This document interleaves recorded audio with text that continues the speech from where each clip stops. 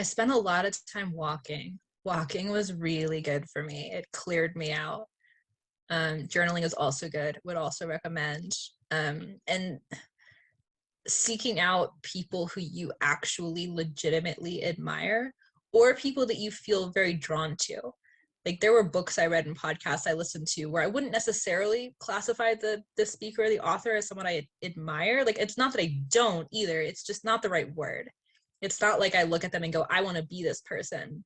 But I knew there was something there that I was very compelled by. And I feel very strongly that it's important to listen to your curiosity because you're drawn to things for a reason. There's a reason you're curious about stuff. And usually it's a very good reason. There's something there that you need to understand or that's going to be useful to you in the future. So I just spent time listening to people I was curious about and understanding how, like sometimes it's as simple as someone's turn of phrase. Like they're talking about how they look at this idea or this aspect of life and the way they describe it just clicks something and you're like, oh, that's a great way of thinking about it. Like it makes a lot more sense when it's framed that way.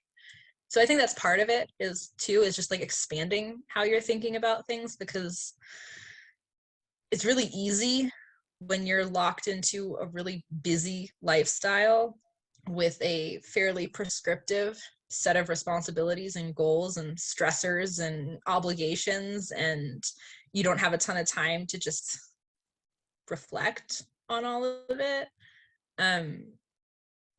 It's really important to just expand how you're thinking about everything and then see kind of organically what starts to fall into place and how the pieces start to come together once you give yourself that space, which is basically what I did for a few months. I was just exploring like podcasts, books, my own thought processes, my own interests, and just seeing kind of organically what all came together as I gave it time.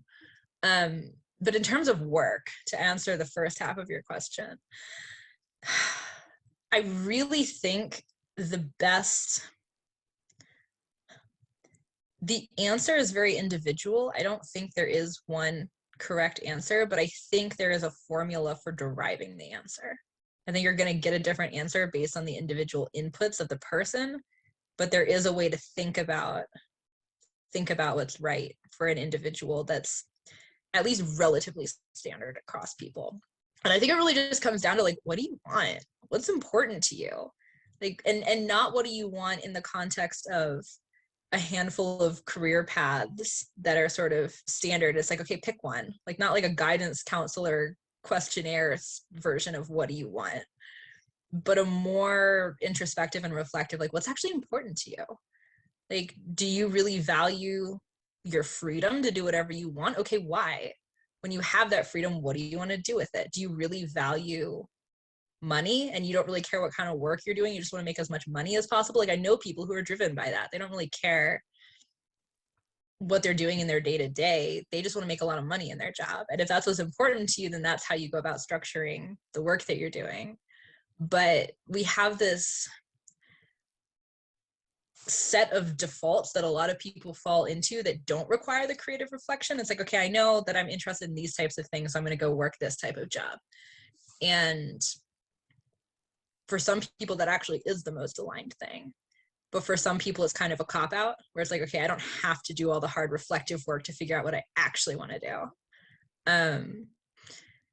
But I think you just kind of have to think about it in terms of your own hierarchy of values and desires. And then once you do that, you start to see, okay, these are the things that are most interesting to me. And these are the things that are going to like help me design the lifestyle that I want. And then once you have that information, then you can find the kind of work that's aligned, whether it's working a full-time job at different startups and you love the hustle and you want to work really hard and work long hours and build something awesome and get it off the ground, whether you want to be a freelancer, whether you want to like work a job that's not so mentally taxing so you can come home at night and compose music or write novels or whatever it is that you want to do. I think it is a really personal answer for most people. And really the question is like, how do I reflectively figure that out? And that's something that I think a lot of people don't do because it's hard. It takes work. It takes time.